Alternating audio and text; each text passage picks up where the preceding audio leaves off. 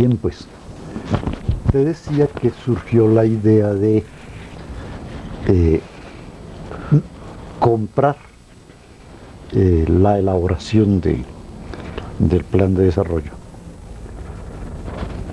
Y yo personalmente vi la gran oportunidad de darle un impulso académico, teórico, ideológico a la JAL.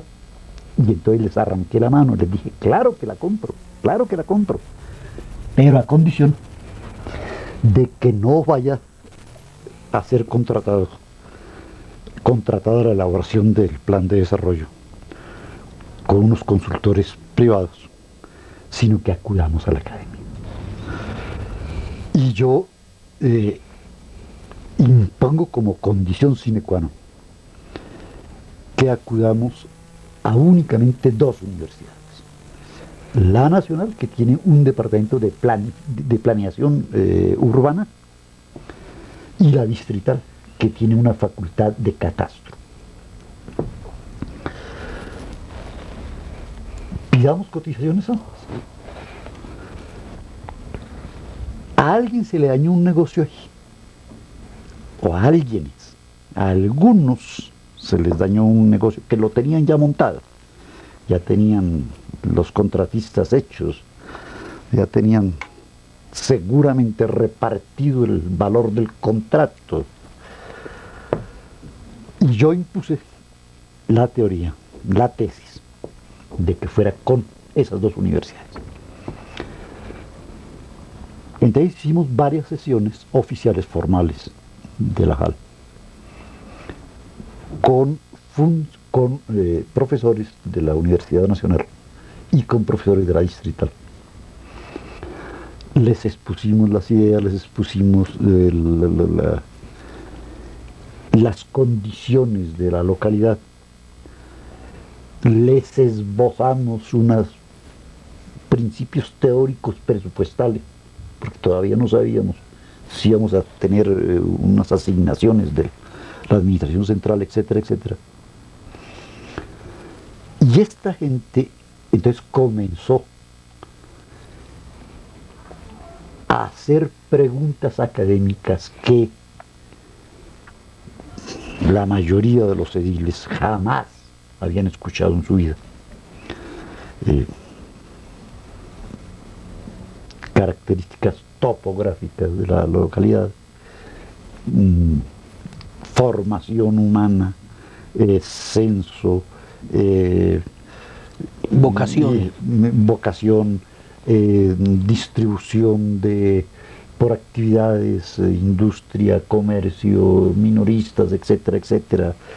Bueno, entonces la gente, los ediles, comenzaron a ver la localidad como yo quería que la viera, como algo grande, como algo importante y tan grande, tan serio, que la Universidad Nacional de Colombia se entusiasmaba con el proyecto.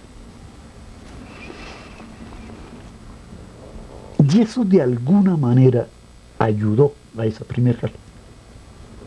De alguna manera la transformó, porque la llevó a ver su realidad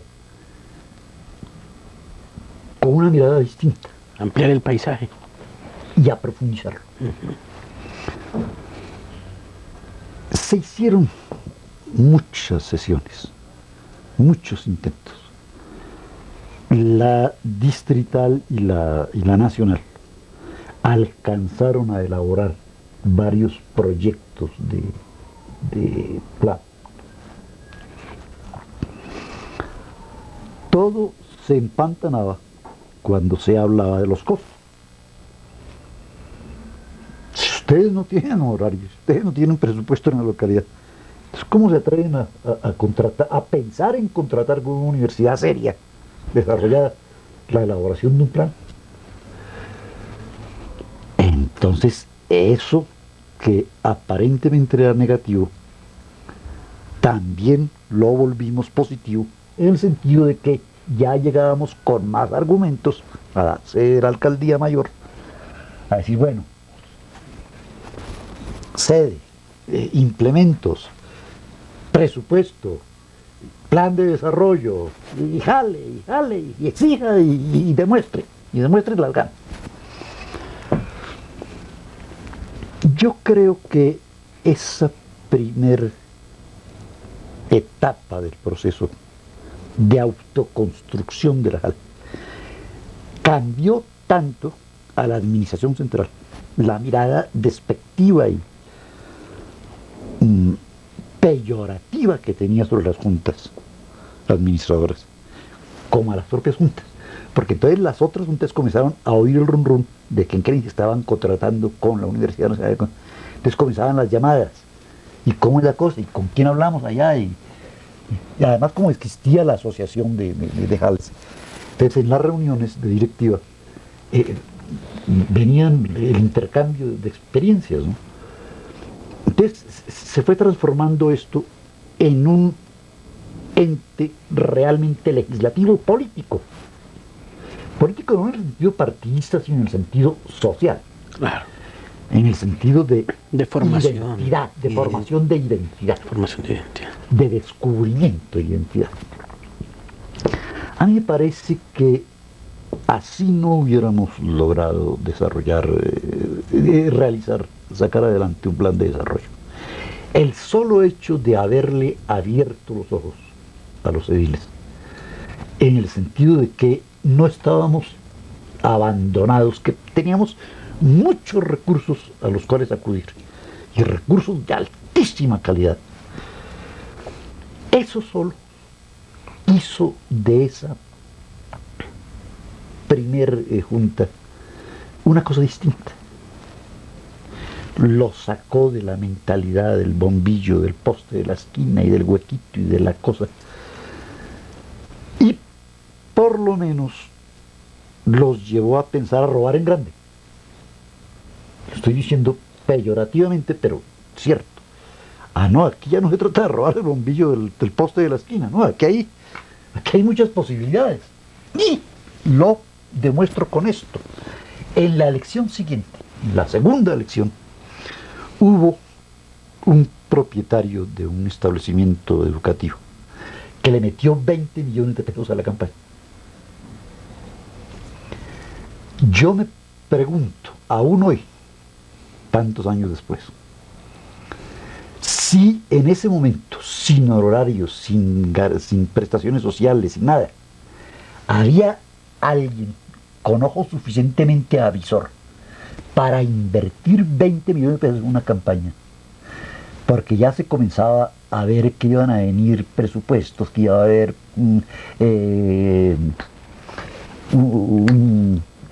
contratos. No, sí, pero es manejado Planes de inversión. Sí, pero el centro, el banco de proyectos. El banco de proyectos y la Fondo de desarrollo. El fondo de desarrollo. Ya comenzaba a configurarse eso. La pregunta que todavía está en pie es: ese dueño del negocio de la educación, ¿cuánta plata aspiraba a sacar si invertía en su campaña 20 millones de pesos? Y yo dejaría el planteamiento de esta inquietud en puntos suspensivos para que el lector los llene con su imaginación y con su percepción. Con su suspicacia y sus perspicacias. Como a bien lo tenga. A propósito del plan de desarrollo... Esto a propósito de la descentralización, ¿no? De la descentralización, sí. A propósito de esa primera junta administradora local y el plan de desarrollo, nos deja entrever que ese testimonio de la primera junta administradora local, atravesado por un parangón con algunos elementos del comité cívico, donde se expresa que los miembros del comité no encontraron fuentes estadísticas, sociológicas, estudios serios, científicos, sociales frente a la localidad. Y finalmente en la Junta parece que todavía no habían esos elementos. y sigue sin haberlos. ¿Qué es lo que pasa? ¿Cuál es el trasfondo? El trasfondo es que si la nación, ¿Por qué no los hemos hecho? porque si la nación como entidad suprema nacional no tiene claro cuántos habitantes tiene Colombia, porque ninguno de los últimos censos son censos oficiales, repito, porque no han sido aprobados por el Congreso, son indicativos poblacionales. Pero Colombia no se puede parar hoy ante ningún foro mundial a decir oficialmente Colombia tiene 35 o 36 o 40 o 39 millones de habitantes. No puede parar ningún foro internacional serio a decir cuántos habitantes tiene. Ahí comienza a surgir una hipótesis que no es materia de este testimonio, pero que comienza a aparecer, inevitablemente comienza a aparecer. Es la hipótesis de la legitimidad de este Estado. Un Estado que no sabe cuántos habitantes maneja y que por lo consiguiente no puede presupuestar el número de profesores o de aulas para la educación.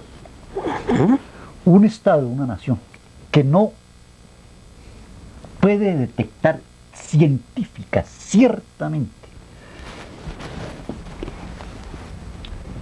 la tipología de las distintas patologías de los colombianos. Entonces no puede diseñar una política de salud, y mucho menos una política alimentaria, y mucho menos una política de vías de comunicación, y mucho menos una política energética, y mucho menos nada. Es una nación con un Estado y con unos gobiernos que no saben de qué están hablando. Y si la nación no sabe de qué está hablando, imagínate una localidad de Bogotá. Esto debería ser tan simple como que no tuviéramos que acudir a ninguna universidad ni a ninguna consultoría externa para saber qué es Kennedy, sino simplemente enviarle una carta al Departamento Administrativo de Estadísticas, decirle, por favor, envíenos los datos poblacionales de qué, envíenos los datos del comercio de Kennedy, envíenos los datos, porque se supone que hay una entidad centralizada del Estado que es el DANE, donde están todos los datos del país. Eso no existe. Si la nación no tiene esa herramienta, imagínate la pobre localidad. ¿De qué? Pero llevémosla al extremo. Imagínate la localidad de Usme. Ofréceme un cigarrillo, Claro. querido amigo. Y porque es que lo que se deja entrever en el lamento, en esa denuncia de la ausencia de elementos estadísticos y de elementos de estudios sociológicos serios, exactos, científicos, es que hay una intencionalidad para que Desde luego. haya pasado. A alguien le conviene que no exista esos datos científicos. Que se diga que a alguien le conviene que no se sepa realmente cuántos somos. Claro. Ni en qué condiciones vivimos. A alguien le conviene que nadie sepa. Es muy costoso hacerla, es imposible hacerla. Es imposible que una sociedad, un Estado haga eso. No. Tú vas a... Porque uno de los guetos mentales que se plantean, de los grandes obstáculos que se plantean es que vale más hacer el diagnóstico de la realidad que transformar la realidad misma. Eso es parte de la trampa. Eso es parte de la trampa. Pero eso ya es materia de un análisis distinto. Eso lo podríamos dejar para las conclusiones. Dejarlo como nota de pie de página para remitirle esa nota de pie de página para las conclusiones. Porque en las conclusiones, entonces ya no vamos a encontrarnos solamente con la realidad kennediana, sino con la realidad kennediana sumada a la realidad de las localidades vecinas, que a su vez conforman la realidad de un universo que se dice que tiene 6 millones de habitantes como Bogotá, pero que nadie lo puede demostrar. Ni el Departamento de Planeación Distrital. Nadie puede decir cuántos habitantes tiene Bogotá, nadie. En la misma forma en que la nación no puede decir cuántos millones de colombianos tiene el país. Nadie lo puede afirmar con seriedad, con rigor científico, nadie lo puede afirmar. Pero eso va a ser una de las conclusiones que se van a desprender de la lectura macro que estamos proponiendo. De lo que nos ha sucedido. De lo que, y de lo que nos está sucediendo. De lo que nos puede seguir sucediendo si no nos atrevemos no solamente a pensar la realidad, es que no basta pensar la realidad, no basta conocer la realidad, si no nos atrevemos a transformar esta realidad, que es de lo que se trata en últimas. Porque o transformamos esta realidad o nos hundimos. Y esta podría ser otra de las explicaciones del por qué Colombia lleva los últimos 40 años en guerra. Es que la guerra sí se explica fácilmente. Ahora, no vamos a discutir, no vamos a analizar los orígenes, las causas, las raíces de la guerra, ¿no? Pero cualquiera que lea de corrido, a partir de una simple localidad de Bogotá, el mapa va a concluir en que esto termina en un conflicto que conduce inexorablemente a un conflicto. Entonces es ese conflicto el que debemos evitar si no queremos que el conflicto nos cambie. En otras palabras, o nos arriesgamos a cambiar la realidad, o el conflicto nos hace cambiar a todos, lo queramos o no lo queramos. Y de la realidad, yo te voy a invitar a que pasemos a esa realidad del Kennedy, de la Alianza para el Progreso, del Kennedy del 61. Llegan los habitantes, primeros meses del 62, primer semestre del 62. Metámonos debajo de la piel, intentemos meternos debajo de la piel con tu vivencia, de la manera como sentía, como vivía, como compartía, como percibía ese hombre cuando llega a Ciudad Kennedy, de la manera como hacía uso de su tiempo libre, cómo se interrelacionaba esos nuevos vecinos. Sí. Yo no soy de los fundadores. No, yo llego aquí mucho tiempo después. Pero sí soy testigo emocional de los testimonios de los fundadores, porque a causa de mis propias actividades sociales y políticas, pues estuve en contacto y estoy en contacto todavía con todos ellos, pero no solamente en la actividad social o política, sino en amistad, en la cotidianidad, en compromiso humano. Compromiso humano. Porque yo me he dejado vivir por estos fundadores y yo también los he vivido. Por eso las relaciones, las amistades que yo tengo son tan viejas y tan continuadas en el tiempo, porque nos hemos dejado vivir, nos hemos permitido vivirnos mutuamente. Entonces, no es el testimonio mío, sino es el testimonio que he recogido y que he procurado sistematizar en varios materiales, en varios intentos de escritura de esta realidad, de los que yo puedo hablar con alguna responsabilidad, con alguna sensatez. Viene una segunda oleada de habitantes. ¿Qué está pasando? ¿Qué sigue pasando en el país en el entretanto? En el entretanto, los movimientos insurgentes dejan de ser de propiedad privada y de patrimonio exclusivo de los partidos tradicionales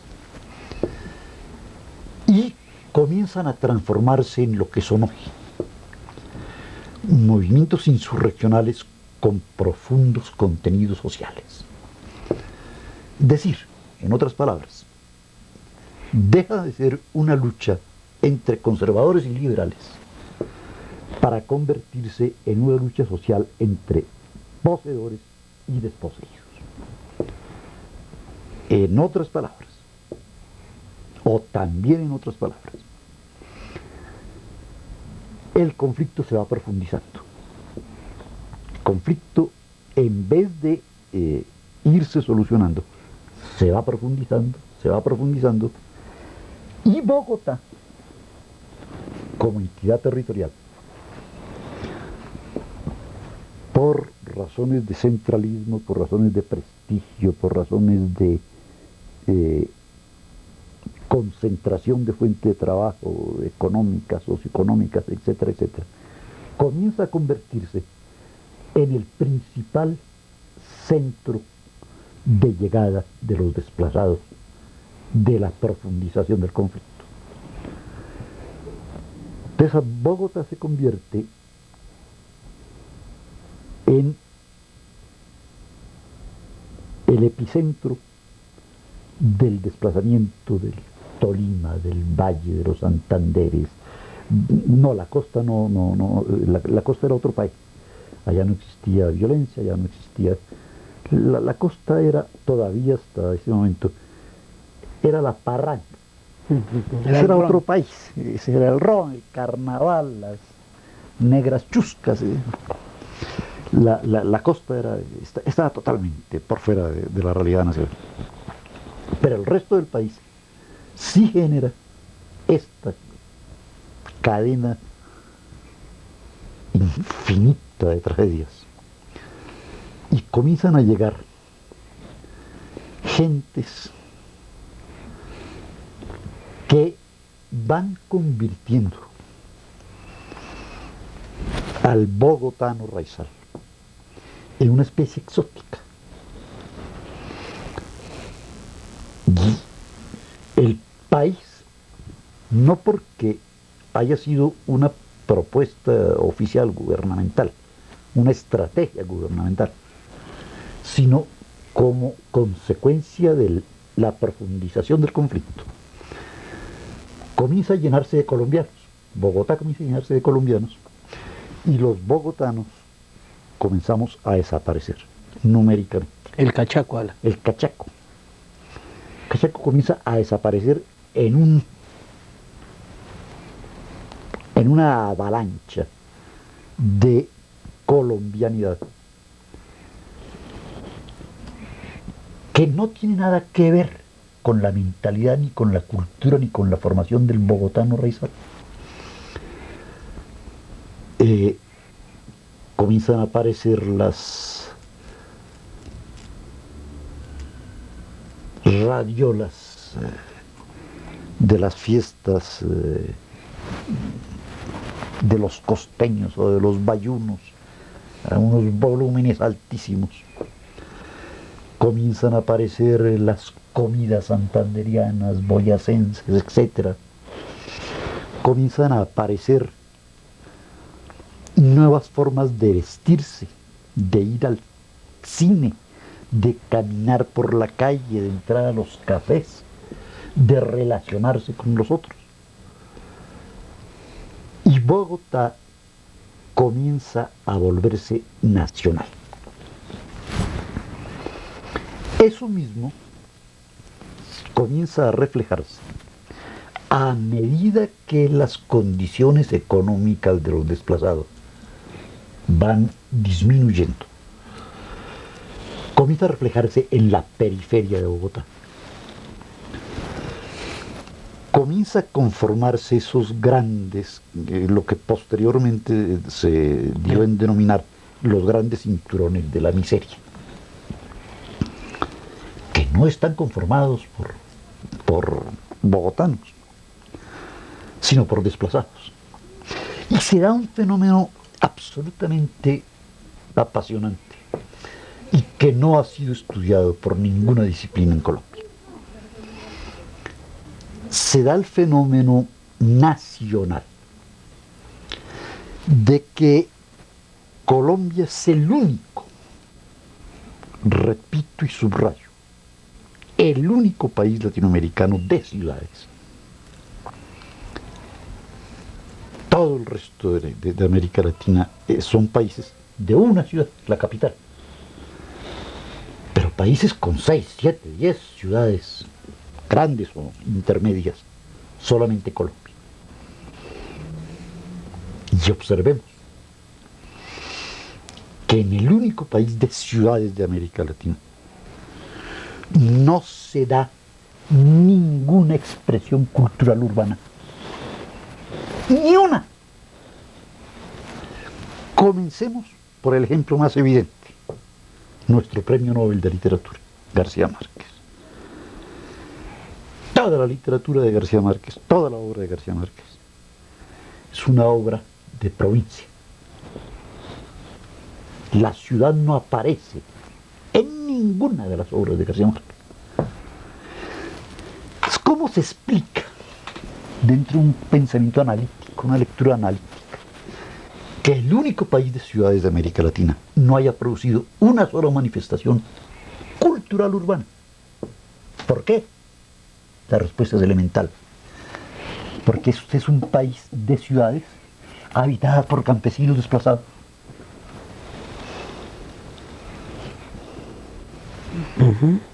Y si tú vas a cualquier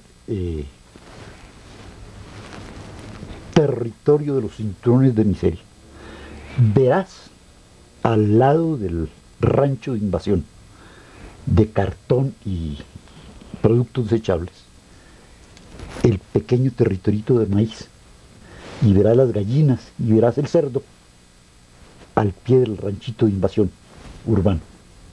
En el mismo Kennedy se vivió eso. No se vive todavía. Se vive, sí. Es decir,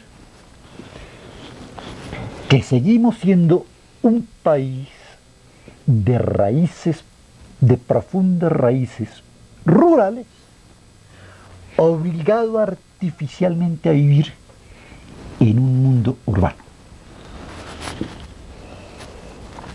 Esta realidad que se expresa en la cultura, que es donde se expresa toda la sociedad, que es la única forma de leer una sociedad, en sus novelas, en su cine, en su cuento, en su pintura, en su escultura, etcétera, etcétera, etcétera,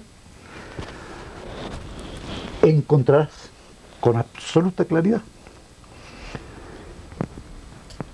que la gran paradoja del desarrollo urbanístico, no, del desarrollo de las ciudades, porque hablar de desarrollo urbanístico es hablar de planeación, de desarrollo planificado. No, aquí lo que nos encontramos es con un país falsamente urbanizado por campesinos. Y claro, no es solamente el sembradío de maíz y la gallina, sino además la mentalidad del campesino, la que llega a la ciudad. Llama a la ciudad como quieras. Te estamos hablando concretamente de Bogotá y concretamente de Kennedy, y más concretamente de Kennedy. Trasladar ese campesino, que por duras que hubieran sido sus condiciones sociales, socioeconómicas en el campo, por lo menos tenía el pan coger. Estiraba la mano y ahí tenía la comida. Estiraba la mano y ahí tenía el agua del río, o del riachuelo, o de la quebrada. Estiraba la mano y ahí estaban los huevos de la gallinita. Por lo menos, el más miserable, el más paupérrimo de todos. Pero saca a esa familia, a ese ser humano, de su vivencia campesina, agraria, y mételo en una ciudad y encontrarás una fractura no solamente social, moral, religiosa, cultural, sexual, una fractura existencial absoluta.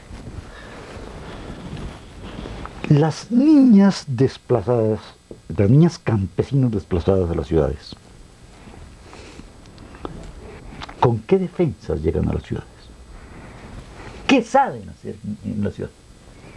Las más afortunadas, las privilegiadas, logran conseguir los más bajos empleos que ofrece la ciudad.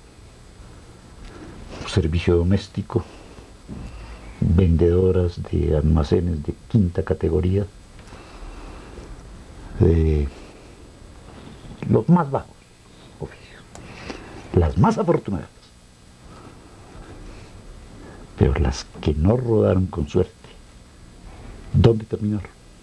¿Dónde están hoy? En los prostíbulos.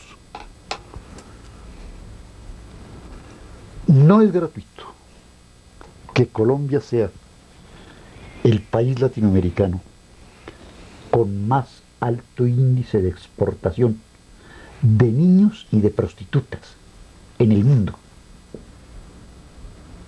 Eso tiene que tener alguna explicación. La explicación es esa. Es que desarraigamos toda una población de su vida, no del campo, de su vida, y la trajimos ahí en unas condiciones que no tienen por qué entender. Y ahí no Kennedy, no Bogotá, el país entero se fracturó. Y la máxima expresión de esa fractura, repito, son las expresiones culturales. Observa tú, entra tú a cualquier cantina de barrio y escucha la música que oyen los contertulios de esas cantinas. Hoy, no estoy hablando de hace 10 años, ni 5 años, ni 2 años, hoy, la música carrilera y la música del sur. Y la ranchera mexicana. Claro. Eso dice algo. A quien tenga oídos, le dice algo. Pero a alguien le conviene hacer esa lectura, dar a conocer esa realidad. Yo creo que no. Yo creo que a algunos sectores no les conviene. Entonces, ¿a qué artilugios acuden para evitar que la gente se reconozca en sus tragedias personales? No tienen que inventarse nada. Ni siquiera tienen que hacer el esfuerzo de inventarse las distracciones. Las distracciones las importan enlatadas. La televisión, el cine, toda la industria de la publicidad estimulando el consumismo, toda una infraestructura ideológica basada en el concepto de que lo que importa en cualquier sociedad es el crecimiento económico. ¿Y cómo se mide el crecimiento económico? Muy fácil, muy sencillo. El crecimiento económico se mide, en primer lugar, por el consumo de energía. Llámese energía eléctrica o llámese energía de combustibles, energía. ¿Por qué es un indicativo de crecimiento el consumo de energía? Porque se supone que esa energía está consumiendo para producir más, para que haya más fábricas, y entonces las fábricas producen más empleos, y entonces el empleo produce más cosas. Y toda esta mentalidad economicista nos conduce a la teoría falsa del crecimiento. Crecimiento. ¿Cuántos puntos porcentuales crece un país anualmente? Entre más crezca, más se está aproximando a los países desarrollados. Entre menos puntos porcentuales crezca, más subdesarrollado será. Pero ¿quién es el que hace crecer una economía? ¿Es el consumo de energía? ¿Es el consumo de combustible? ¿O somos los seres humanos? Pero si somos los seres humanos y la respuesta es la segunda, entonces ¿dónde está el ser humano? ¿Dónde está? ¿Qué papel juega? ¿Qué condiciones tiene? ¿Cómo hace para consumir más? Pero no solamente eso. Hoy nos miden, yo no sé si tú estás consciente de este dato, pero yo descubrí que yo valgo algo. Porque yo soy, mientras respire y mientras consuma, yo valgo algo así como $100 y pico mil. Porque cuando venden la empresa de teléfonos de Bogotá, entonces yo soy un usuario de la empresa de teléfonos, y como usuario de la empresa de teléfonos, entonces yo represento tantos dólares para la venta de la empresa. Pero van a vender la empresa de energía de Bogotá. Como yo consumo energía eléctrica, entonces yo represento tantos dólares en la negociación de la empresa de energía eléctrica de Bogotá. Basuras, acueductos. Claro, síguela. Entonces cuando tú terminas de sumar todo lo que tú vales por consumir en la sociedad, entonces tú resultas valiendo $100 y pico mil. Es decir, 200 y pico de millones de pesos.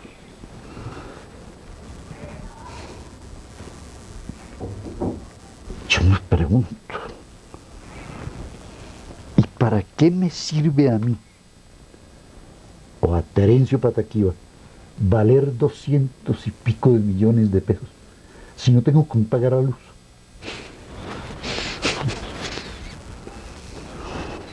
Si no tengo para comprar, para darle de comer a mis hijos, si no tengo para el transporte para ir a trabajar. Ese tipo de trampa economicista de que lo que importa es el crecimiento nos está conduciendo a los habitantes de Kennedy, de Bogotá, de Colombia y de América Latina a un desastre histórico inevitable, absolutamente inevitable.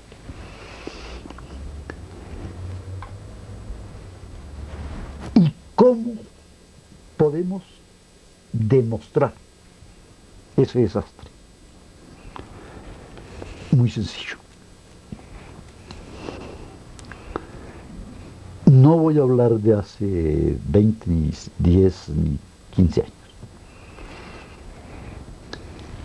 La actual coyuntura económica del país se mide, entre otros factores, por la deserción escolar. Pero es que no estoy hablando de la deserción escolar de los estudiantes del liceo francés. No. Estoy hablando de la deserción escolar de los muchachos del INEM, de Kennedy, de los muchachos del nuevo Kennedy, los muchachos de la escuela del Japón, los muchachos de nuestras escuelas, que aún pagando casi que valores mm, precios ¿Simbólicos? simbólicos. Aún con esas tarifas tan bajas, no puede seguir yendo a esos centros de educación pública, porque no tienen ni para el transporte ni para la comida. Y te invito a que hables con los profesores y los rectores de los distintos establecimientos para que en los establecimientos educativos públicos detectes la deserción escolar.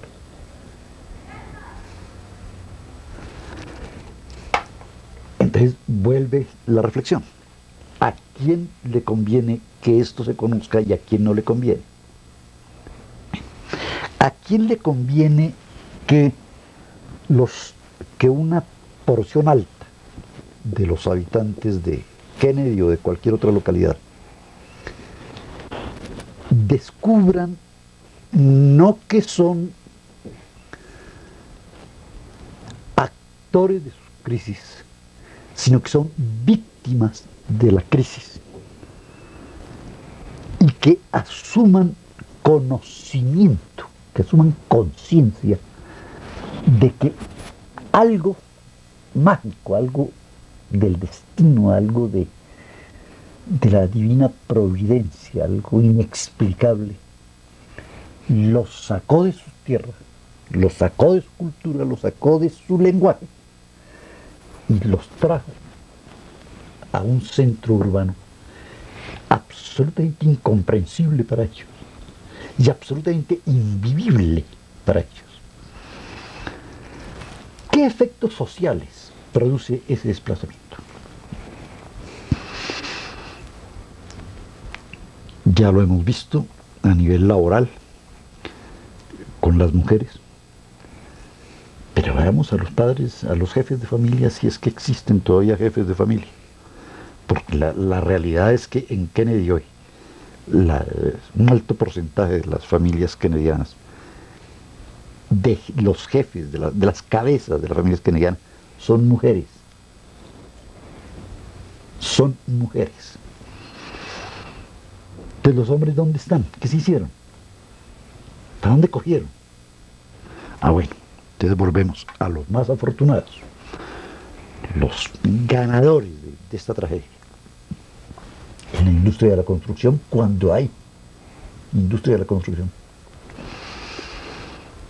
Pero cuando no hay industria de la construcción, ¿qué hacen?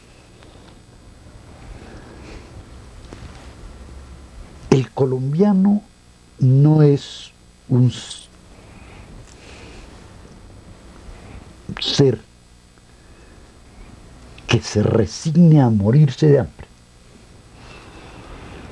Yo hace muchos años he sostenido la tesis de que Sor Teresa de Calcuta en Colombia se habría muerto de hambre. No habría tenido nada que hacer Sor Teresa de Calcuta aquí, porque aquí ningún colombiano se acuesta en una calle a esperar la muerte por inanición. No. Que es el mérito de Sor Teresa de Calcuta, recoger la gente que renunció a vivir y se acuesta en un andén a esperar la muerte. Los colombianos no. No. Por nuestras raíces indígenas, por la mezcla con el africano, por la mezcla con el español, porque fue que nos negamos a acostarnos a morirnos de hambre. No. Hacemos cualquier cosa, menos morirnos de hambre. Y cuando yo digo cualquier cosa, es cualquier cosa. Atracamos, asaltamos, matamos, cualquier cosa. Pero de hambre yo no me muero. No, yo me llevo a alguien, a algunos, pero yo no me resigno a morirme de hambre. Ningún colombiano se muere, al menos que sea menor de edad. e incapaz de caminar. Pero si el colombiano pone los pies en el suelo, da 4 pasos, ese colombianito no se deja morir de hambre, bórralo. Ni hombre ni mujer. Ese colombianito roba, mendiga, limpia vidrios en los paraderos, mira, hace cualquier vaina, pero no se muere de hambre. Somos una ciudad cuya infancia abandonada, lo que llamamos folclóricamente el gamín. Tú nunca verás un gamín mendigando. Jamás verás un gamín mendigando. 5 pesitos para un pan. Ah. El gamín se las ingenia, maestro. Se las ingenia, como sea. Algo más, llevando la situación al extremo.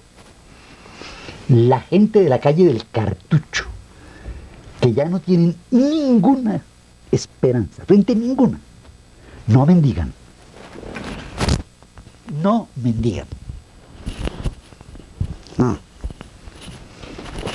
Te hacen cualquier cantidad de vainas, pero poner la mano, ninguna mujer u hombre de la calle del Cartucho las tira. No.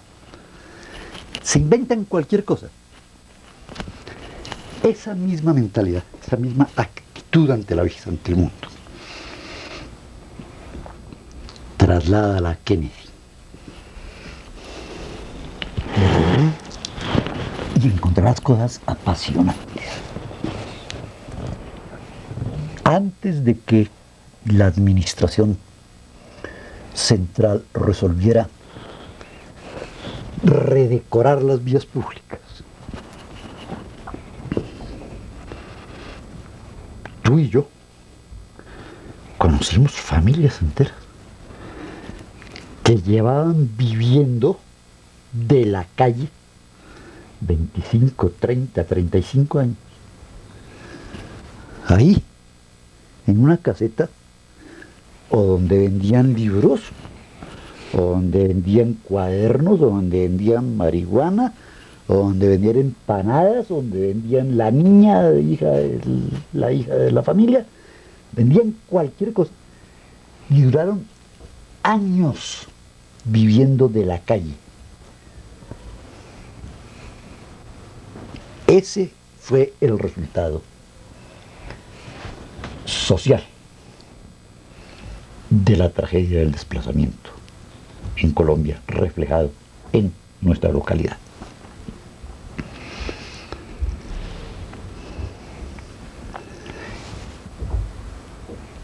El resto de la lectura de la composición social de Kennedy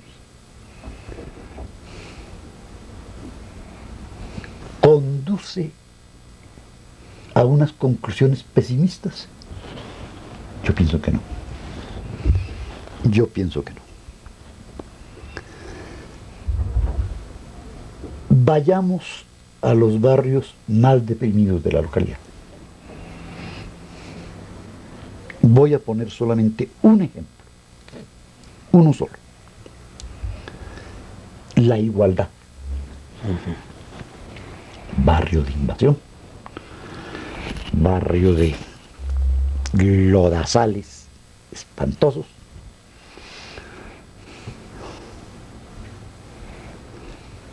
Y dejabas de ir a la Igualdad 1 año, 2 años. Y al cabo de ese tiempo volvías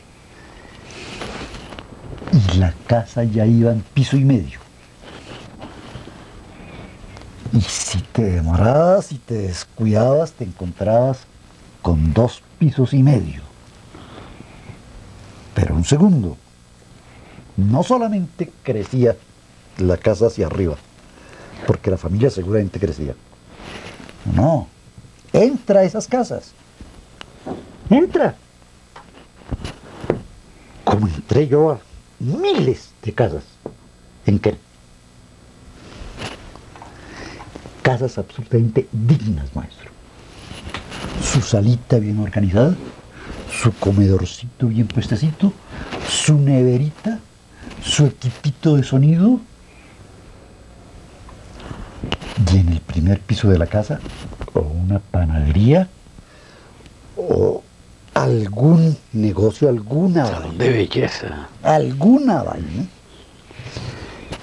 Y entonces tú te preguntas, ¿el jefe de familia es un tigre? No, no, el jefe de familia no era ningún tigre, no. Era la economía familiar de todos los miembros de la familia, los que echaban la casa de para arriba, los que la dotaban. Encuentras la solidaridad, en primer lugar, del núcleo básico familiar, con cuyos aportes colectivos venía el desarrollo, y en segundo lugar, la solidaridad de la cuadra y luego de la cuadra al frente y luego de los vecinos. Y entonces, a los 5 años, las calles pavimentadas, las panaderías bien presentadas, los parquecitos cuidaditos.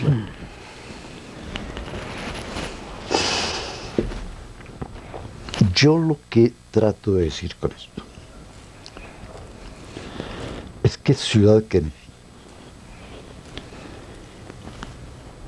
es la máxima demostración de la infinita capacidad del colombiano, pero del colombiano raso,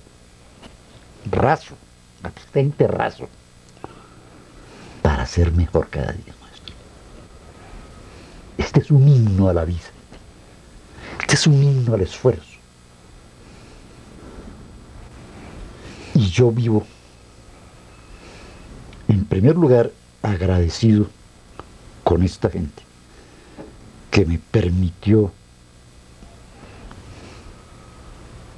respirarle su vida, respirarle su esfuerzo. Y en segundo lugar, que me enseñó. Y aquí quiero concluir esta primera parte de esta reflexión. Que me enseñó que por oprobiosas, por absurdas que sean las condiciones que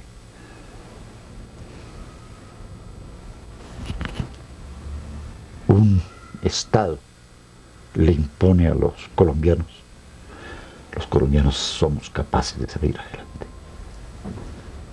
Y eso es lo que yo agradezco de mis vecinos, y es lo que me impide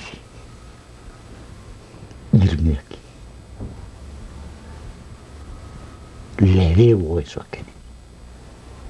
Por eso estoy y aspiro a seguir estando en este hermoso territorio habitado por esta hermosa y ejemplarizante gente.